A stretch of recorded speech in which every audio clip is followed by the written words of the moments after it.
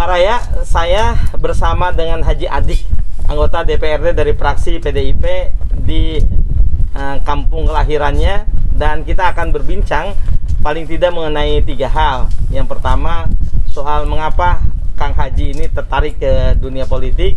Kemudian yang kedua, apa mimpi-mimpinya karena kita berada di kawasan Empang ini.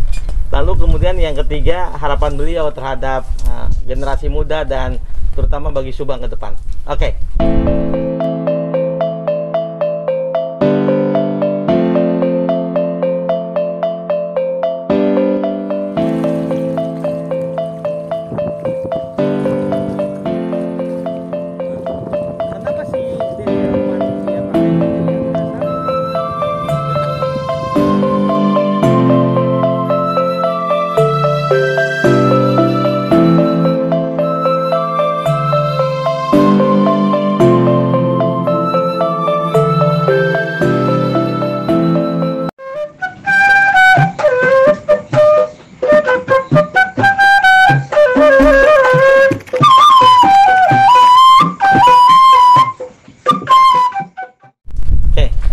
Assalamualaikum warahmatullahi wabarakatuh. Waalaikumsalam warahmatullahi Sampurasun, Kang. Rampes. Oke. Prof. Kang Haji Adik. Ya. Kang Haji Adik ini lahir di Rawomeneng. Rawomeneng, Subang. Oh, Rawomeneng, kemudian Kecamatan Belanakan, Kabupaten Subang. Kabupaten Subang. Sekarang tinggal di Desa Rawomeneng. Desa Rawomeneng. Di Desa Rawomeneng, betul. Kita ini kondisi di mana nih, Kang? Posisi ini tepatnya di Dusun Tegal Tangkil, Desa Jayamukti, Kecamatan Belanakan. Terhampar di depan, di samping, di belakang kami berdua, namanya Empang. Empang itu bahasa Indonesianya apa ya? Kolam-kolam, tambak ya. Oke, ini tambak. Dan di tambak yang luasnya sekitar 4 hektaran ini, Kang Haji Adik, di akhir pekan ini saya nyemahi, saya datangi.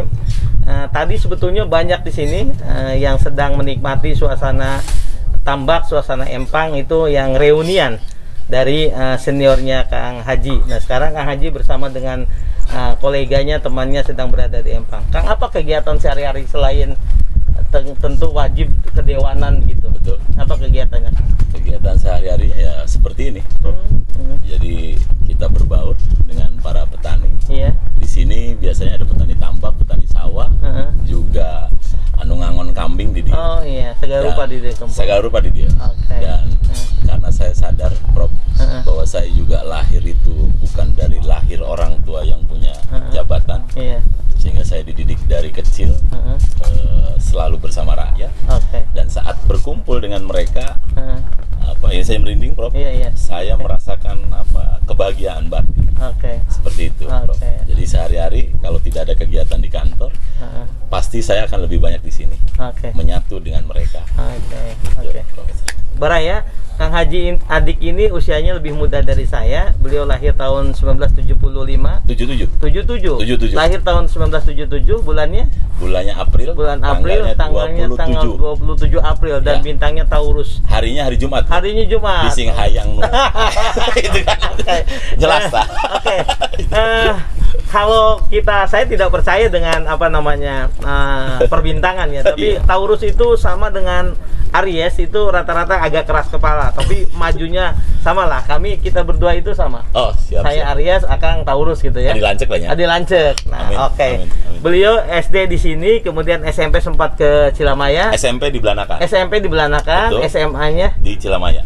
Lalu setelah lulus SMA tahun 1996, beliau sempat keliling-keliling Indonesia lah. Ya. Sempat ke Jakarta, lalu ke Jambi, lalu ke Jakarta. Kang, pengalaman ngumbara lah ya. Siap. Pengalaman di kota lain. Kemudian akan kembali tahun 1996. Apa kemudian yang membuat kembali tahun berapa ke sininya? 2007. Bayangkan 96, 2007, 11 tahun. Apa bekal yang akan peroleh? Di samping tentu selain kemandirian lah ya. Betul. Apa itu? Begini, Bro. Bekal yang diperoleh saat saya kembali tidak bekal dalam bentuk materi ya, Jadi bekal mental saya itu diasah, dididik dengan punya semangat yang luar biasa itu di perantauan. Selain memang didikan itu terima dari bapak, dari ayah dulu. Dari ayah. Itu. Oke. Jadi itu. Jadi satu itu, yang kedua ada bekal lain, Prof, bahwa hidup ini itu dijalani satu ya, kalau bersyukur itu wajib, Prof ya. Iya, oke. Itu. Terus harus diisi disertai dengan ketulusan, Prof. Iya.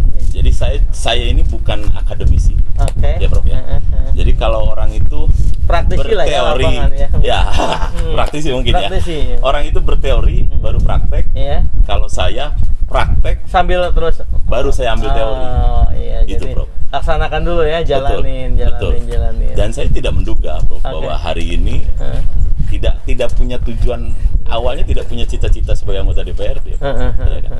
Saat kembali tahun 2007 saya ke sini, saya membuka usaha sebagai tukang servis handphone. Memperbaiki handphone. Jadi 2007. Kemudian saat itu juga kepala desanya di Rawamaneng itu saudara. Dia menawarkan ke orang tua, meminta saya untuk mendampingi beliau. Jadi sekdes. Di sekdes saat itu. Tentu karena punya potensi ditawarin jadi sekdes kan? Mungkin ya, mungkin. Nah, sehingga orang tua bertanya kepada diri saya, ya karena kamu yang mau menjalani, ya kembalikan kepada hati kamu. Akhirnya ya sudah, saya coba. Di tengah perjalanan, Prof, 8 bulan ada ketidaksinkronan antara saya dengan kepala desa. Ya saya cukup diam, tidak harus melakukan pemberontakan. Ya saya sudah parkir. Hanya sebelum parkir, saat itu kondisi Rawamaneng itu, Prof, desa ya, tempat tinggal saya itu dalam kondisi petani khususnya, Prof, itu dalam kondisi yang memang tanda kutip ya, Prof ya. Tanda kutip itu tersandera. Apa yang dimaksud tersandera di sana? Jadi ada yang namanya calo, Prof. Ayeuna geus saya kene. Ya, calo pare. Hanya memang kondisi di Rawamaneng beda jeung calo tempat lain. Jadi kalau Prof punya tanah sawah, punya sawah di tempat saya. Tinggalnya kan Prof di Pamanukan. Ya. Kemudian hasil panennya ini sama Prof mau dibawa ke Pamanukan. Sebagai orang guntai, itu kudu mayar heula. Kan disebut calo tadi. Di Penengan lah ya. Di Penengan. Nah, itu kan jadi menggugah hati saya saat saya masih menjabat sebagai kepala sekdes. Saya dibikinkan Perdes pemberantasan calo. Dan itu terjadi, kita sosialisasikan, kita juga minta diperkuat sama unsur muspikanya. Dan alhamdulillah saat itu petani tidak lebih aman lagi, lebih nyaman. Paling tidak kalau bahasa kerennya secara nasional, iklim investasinya lebih sejuk lah ya. Karena seperti itu. Kalau teori besarnya gitu kan. Paling tidak di level desa Akang sudah lakukan itu ya. Nah, karena saya sudah menciptakan itu, akhirnya saya parkir. Mundurkan diri. Nah, ternyata kepala desanya ada masalah. Akhirnya sampai ditahan, sama bermasalah hukum ya. Masih di 2007 itu ya? Di 2007-an. 2007. Nah, sehingga pada saat kepala desa ditahan, saya kembali jadi tukang servis. Nah, tiba-tiba ada pembukaan pendaftaran Pilkades. Nah, itu pun saya tidak daftar, Prof. Bukan saya sendiri yang daftar, tapi didaftarkan ke rakyat. Jadi rakyatnya datang lah ke imam. Nih, sudah didaftarkan, biaya nangis ditanggung ke rakyat. Guys, siapkan persyaratan. Dari situ, Prof. Majulah 2007, lalu 2008 itu pemilihan di bulan 3-an lah. Saat saya dilantik itu jadi kepala desa tanggal 5 bulan 5 2008. 5 Mei 2008. Ditambah 6 tahun. 6 tahun. Sampai 2014. Sampai 2014. Ya. Nah, itu, Prof. Itulah perjalanannya ya. Awal memulai lamun dianggap sebagai pelayan rakyat. Saya lebih pas disebut sebagai pelayan rakyat lah. Jadi bukan pejabat, cocok di hati saya. Pelayan rakyat. Nah, dari situ berhenti pensiun 2014. Saya kemudian mengintrospeksi kepada diri saya. Saya harap hayang naon sih. Resep saya naon. Gitu kan, Prof.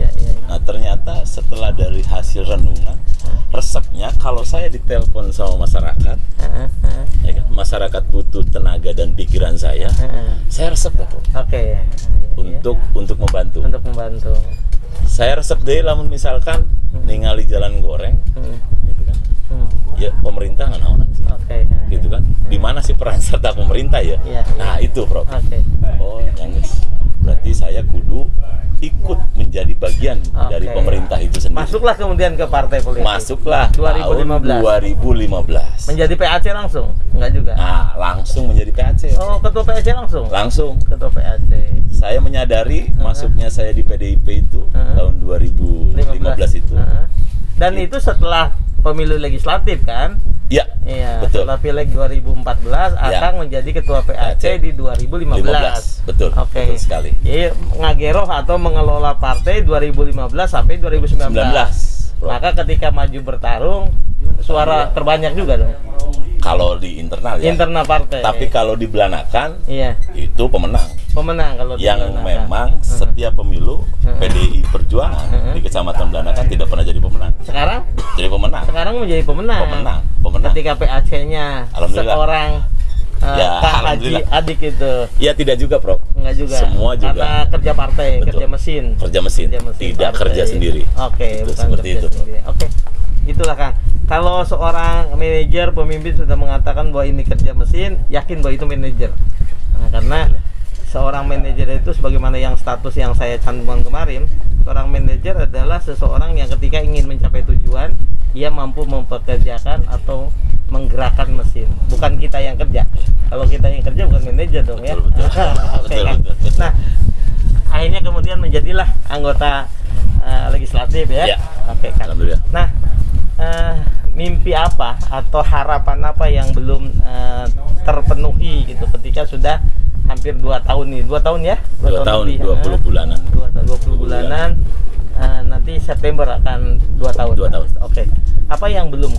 Apalagi ini masa Covid gitu. Ya. Terutama harapan-harapan masyarakat. Masih belum banyak. Belum banyak masih banyak yang belum kita lakukan. Iya, kan? Saat terpilih 2019 kita diambil sumpah September. Iya. Di 2020 kita sudah ada gelombang. Langsung kena gelombang Covid. Pandemi Covid-19 itu kan. Sehingga kalau bicara infrastruktur secara menyeluruh satu Kabupaten Subang saat tahun anggaran 2020 tidak ada infrastruktur yang dibangun, bil khusus bab jalan. Nah, baru tahun ini di 2021 walaupun itu ada refocusing kembali, tapi alhamdulillah kalaupun tidak maksimal pembangunan itu ada. Itu kan kalau bicara infrastruktur. Jadi kalau harapan ya masih banyak yang belum bisa kita berikan kepada masyarakat. Tetapi kemudian itu juga tidak menutup diri saya, Prof. Ya, saat kemudian kalau bicara dari sisi pemerintah bahwa tidak ada atau belum ada yang diberikan kepada masyarakat, tapi dari sisi pribadi misalkan ada yang bisa kita lakukan untuk membantu masyarakat, ya kita lakukan. Contohnya, Prof berada di areal tambak ini, saya punya. Ini saya coba menciptakan program ketahanan pangan. Ini salah satu mendukung upaya pemerintah juga ya untuk ketahanan pangan, walaupun dengan program mandiri ya, Prof. Nah seperti itu. Apa kemudian ketahanan pangan yang saya coba inisiasi di wilayah Pantura ini, Prof. Itu belum ada yang namanya masyarakat, kelompok masyarakat yang coba melakukan usaha atau menciptakan usaha untuk pembibitan, terutama nila payau. Ya, kalau Subang, kalau nila tawar banyak. Sudah banyak sekali kan di tengah sama Tonggo apalagi ya wilayah selatannya. Nah, kita coba inovasi melakukan pembibitan untuk budidaya air payau. Seperti itu, Prof. Ini coba karena dicoba ini, Prof. Kita coba. Dan tentu tidak bisa sendiri ya, Kang Haji. Betul. Haji bersama kawan-kawan yang lain, bersama kelompok lah begitu.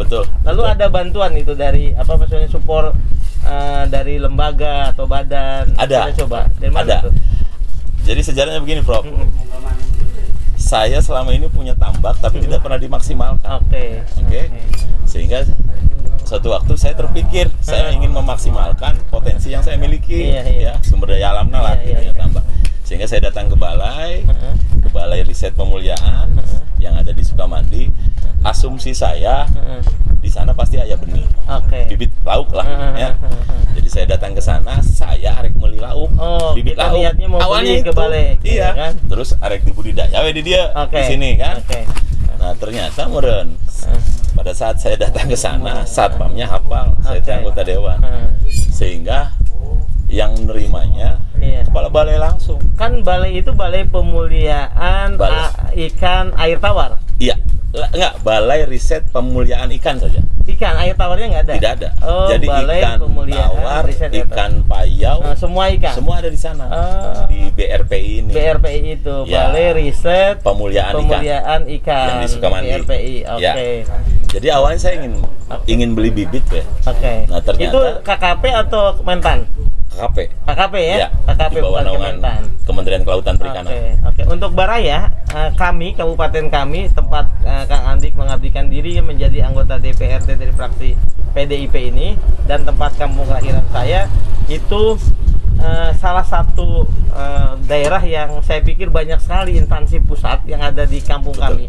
Ada salah satunya Balai Riset Pemuliaan Ikan, ada BB Padi juga, Balai Besar Padi. Kemudian juga ada Sanghyang Sri, ya, dan banyak balai-balai lain. Termasuk saya dengar juga Raja Wali Nusantara itu RNI juga pusatnya di sebagian besar di wilayah Subang. Jadi Subang ini keren sebetulnya.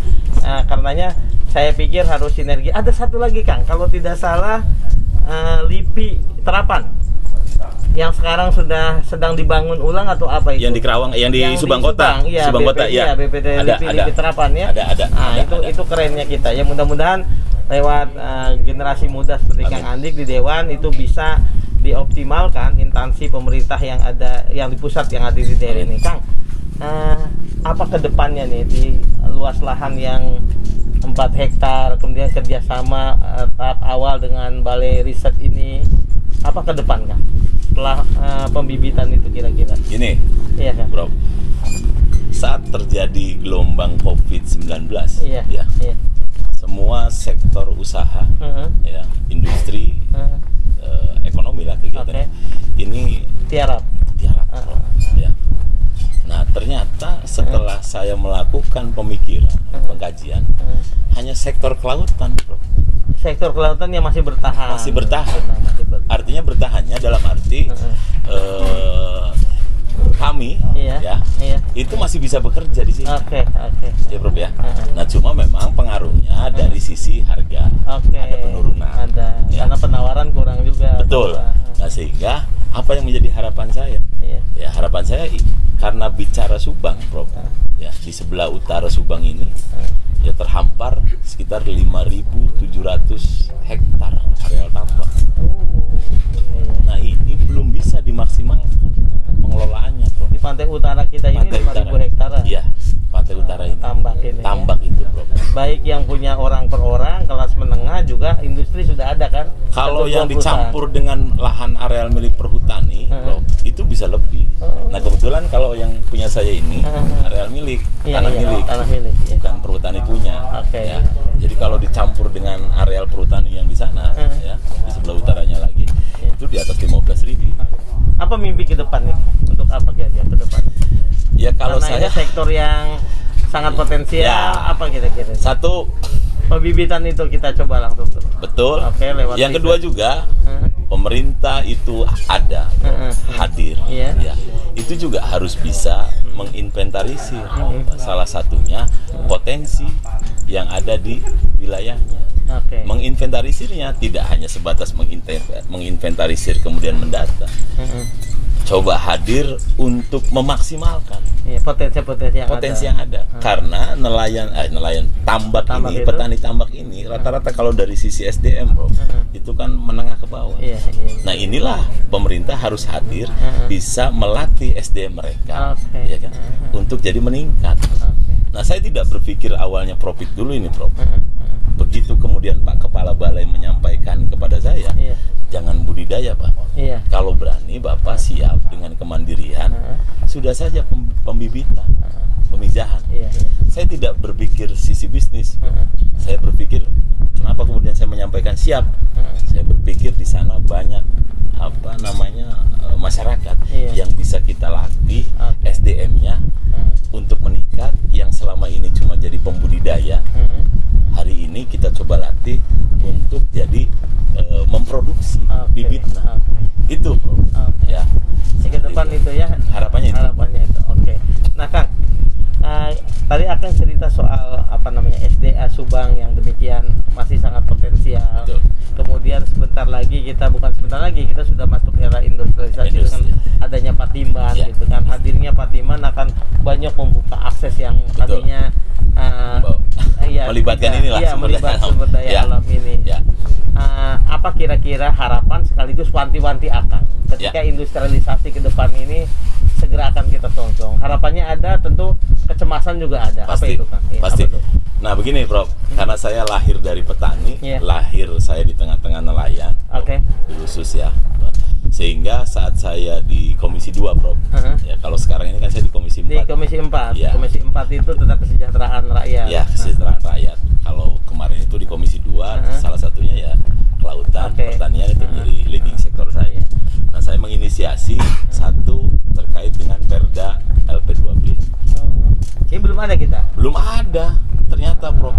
Jadi Perda RT RW itu bisa lahir kalau ini sudah ada. Jadi ini justru anaknya dulu, kakaknya atau ayahnya belum. Nah itu Prof. Yang sampai nanti di perubahan ini Prof baru bisa sudah masuk ke alhamdulillah program pembentukan peraturan daerah. Alhamdulillah. Jadi dulu namanya program legislasi daerah Prolegda, sekarang istilahnya saja yang berubah namanya program pembentukan peraturan daerah. Nama lengkapnya Ranperda apa itu? LP2B itu lahan pertanian pangan berkelanjutan. Jadi di sana akan dikunci Prof. Karena memang tadi apa yang disampaikan sama Prof. Undang-undangnya di atasnya ada RT RW, ada juga undang-undang pertanian berkelanjutan. Lahan abadi itu. Iya. Ada itu. Jadi memang cocok. Iya, terima kasih Prof. Nah, jadi karena memang tadi apa yang disampaikan sama Prof bahwa Subang ini menuju era industrialisasi, tetapi kita juga harus mempertahankan. RT RW-nya kan harus dirubah juga kan? Justru berbarengan itu nanti. Kemungkinan ini dulu Prof. LP2B dulu. LP2B dulu. LP2B baru kemudian ke RT RW. Siapa yang inisiasi itu LP2B? Kalau LP2B saya yang menyatakan bahwa saya berani dengan tegas. Itu saya yang menginisiasi. Jadi inisiasi dari DPRD ya? Betul. Wah, keren banget. Itu Prof. MK-nya sudah hebat lah ya? Mudah-mudahan. Mudah-mudahan. Saya itu memang agak beda Kang. Kalau teman-teman di tempat kelahirannya suka rajin bikinin Ranperda, kalau saya justru di kampung orang bikinin bikinin enak. Tapi nggak apa-apa, sepanjang saya diminta bantuan juga saya akan bantu saja. Terima kasih banyak. Kang. Ke depan akan berpikir bahwa ketika kita menyongsong era industrialisasi dan sudah masuk, maka di samping RT RW juga soal LP2B itu juga harus disiapkan. Wajib itu. Itu kan bagaimanapun nanti ekosistem kita, alam kita punya daya dukung yang apakah sanggup enggak ya? Jangan sampai baru niat saja kemarin, baru tahun pertama banjir sudah besar. Orang kan menduga-duga jangan-jangan banjir karena Patimban. Padahal kadang-kadang mungkin jaka sembung naik ojek ya? Atau memang benar, kita kan tidak paham gitu kan. Tapi yang pasti itu. Oke, Kang, ini keren. Nah sekarang itu yang pertama, harapan di era ini. Yang kedua, harapan untuk Pemda. Apa yang harus dilakukan? Karena SDA kita itu keren sebenarnya Kang. Ada toko-toko besar, ada orang-orang pinter yang banyak di Subang Selatan, Utara, Tengah ini. Apa yang harus dilakukan oleh Pemda sih dengan banyaknya SDA dan SDM ini Kang? Komunikasi kata kuncinya. Itu kan? Tadi juga kan? Kuncinya komunikasi. Komunikasi, Prof. Sebab ngobrol, kalau bicara secara akal sehat, Prof. Semua punya tujuan yang baik, semua punya tujuan yang sama, bahwa Subang ini harus lebih baik. Tanpa dikomunikasikan dengan baik, sakwa-sangka. Ya kan gitu. Itu Prof. 2 tahun lalu saya menganggap Kang Adik itu pencitraan saja Kang. Ketika di mana di Facebook gitu kan. Ini di Facebook itu pencitraan. Tapi setelah saya lihat, makanya kemudian saya harus jadi tempat yang saya semahi gitu kan. Gini Prof. Kalau Facebook itu di sosial media, sebetulnya saya baru punya sosmed itu pas jadi anggota dewan. Jadi selama ini kita kenal dengan Kak Adik bukan di sosmed berarti dulu. Gitu, Bro. Di WA mungkin. Lebih di WA. Di WA. Ingat di WA. Saya di WA ya. Di WA lah, Bro ya.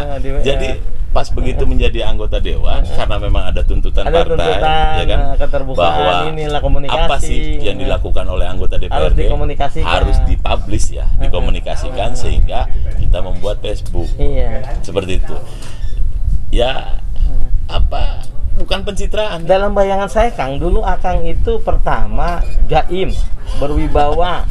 Ini walaupun PDIP kayaknya turunan Nahdien ulama nih gitu kan cara ininya.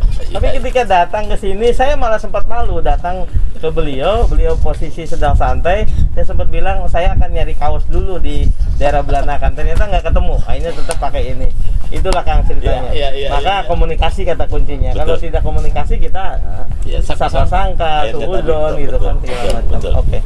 Nah, ini segmen terakhir Kang. Segmen terakhir ini saya nanyanya pertama soal apa pesan Akang untuk generasi muda. Kemudian yang kedua, tokoh idola Akang itu siapa dan mengapa dia yang menjadi tokoh idola. Nah sekarang siapa sih apa pesan Akang untuk generasi muda nih? Ya kalau generasi muda karena saya juga ngalami jadi muda dulu. Ya. Kalau kemudian hari ini ada yang menilai saya Prof ya bahwa Adik itu masuk dalam fase tingkat kesuksesan, nah saya coba menarik diri. Menarik diri itu dalam arti saya merenung. Satu, bahwa hidup itu harus berani, ya, berani dalam hal melakukan kebaikan. Yang kedua, disertai dengan tadi tulus, Prof. Ya, tulus. Bicara kemudian kebaikannya akan kita dapat, nanti sudah bab urusan Tuhan saja. Jangan jadi diatur-atur ke orang. Ya. Pada saat kemudian punya yang terbaik, ikhlaskan.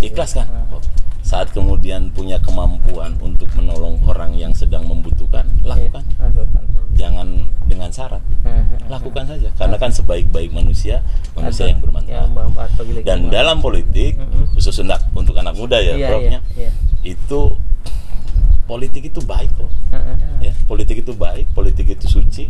Saya pernah baca bukunya Pak Arbisani, ternyata betul politik itu suci. Bab-bab kemudian yang mengotorinya mah ya kembali ke personalnya. Ya, karena kita mengatur, kalau kemudian mengatur agar kehidupan tatanan masyarakat ini lebih baik, itu juga pakai politik. Ya kan? Tinggal bagaimana kita mau melakukannya. Politik itu baik kok, Bro. Tanpa politik juga untuk mencapai sasaran kehidupan bisa lebih baik, tatanan kemasyarakat itu juga nggak akan mungkin dilakukan. Itu, Prof. Ini kalau menurut saya. Makanya saya tidak pernah malu, Prof. Izin. Sebetulnya pada saat komunikasi sama Prof, nanti mau silaturahmi dan lain sejenisnya, dalam hati saya tepede, aslinya tepede. Saya dimanapun dengan siapapun saya bicara, saya ini bukan pendidikan saya hanya sampai SLA. Saya bukan, sehingga saya bukan akademisi. Saat saya kemudian ekspos di depan dosen Fakultas Teknik di Unsub, saya ngomong dulu, Prof, daripada engke salah, ya kan, daripada engke ngerakeun. Sehingga ini saya kedatangan Profesor, ini menjadi kehormatan yang sangat luar biasa untuk saya. Walaupun ayah deg-deganan malah, tuh sampai merinding ya, Prof ya. Tapi karena tadi ingat pesan orang tua, berani bisa menangkap keadaan, ya, keadaan yang baik maksudnya, terus manfaatkan, lakukan, itu, Bro. Nah, saya ketemu dengan orang yang menurut saya, ya, Prof ya, profesor, sudah kehormatan yang sangat luar biasa buat saya, Prof ya, bisa ketemu. Alhamdulillah ada hal-hal yang memang bisa saya tangkap untuk menjadi nasihat dalam diri saya sendiri, ya, Prof ya. Artinya untuk berbuat baik, gitu, Prof ya. Jadi tadi kalau anak muda jangan malu untuk berpolitik, ya kan? Justru di politik nanti kita bisa membuat pola, pola dalam rangka ya untuk melakukan tujuan-tujuan baik. Seperti itu aja. Ya. Kalau tokoh siapa tuh tokoh? Kalau tokoh Yang pasti almarhum bapak saya. Ayah. Ya. Ayah. Oke. Saya bisa seperti ini. Itu dari almarhum bapak Paling saya. tadi 3 kali tadi Akang sebutkan ayah, dan dalam suasana penyebutannya itu ada rasa haru begitu. Jadi ayah lah yang membentuk ya. Nah, kenapa ayah itu, Kang? Dengan ini kalau dengan bicara kesederhanaannya beliau bisa melakukan itu. Sederhana, dan dia tidak pernah mengenal takut untuk melakukan kebaikan pada saat berhadapan dengan siapapun. Itu yang saya tahu tentang ayah saya. Itu Bro. Jadi ilmu yang pernah disampaikan kepada saya, satu, kalau bicara benar itu relatif. Ya, relatif kalau benar. Ada orang tuh manusia biasa, cuma berani saja. Modalnya berani, gitu kan. Sebab ilmu segudang tidak punya keberanian untuk melakukan. Tidak aja jadi teori. Jadi teori tidak akan manfaat.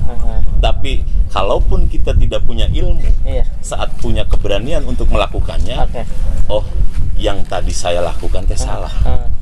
Berarti entong gitu deh. Nah, sehingga itu menjadi ilmu. Gitu. Tidak bedanya mau bisa mau atau kita punya keinginan untuk nyetir mobil. Ya. Tapi kalau kemudian diwawang wae, ya itu lamun ke kiri kumaha, ke kanan kumaha. Mau jadi. Tapi pada saat kemudian kita punya keberanian untuk coba praktekkan, pada saat kemudian ternyata kita mau arahnya ke kiri, tiba-tiba aya benda, penyok saeutik wajar. Oh, berarti tadi teh ulah polting. Gitu kan. Nah, itulah jadi ilmu akhirnya kan. Itu Prof, kira-kira. Luar biasa.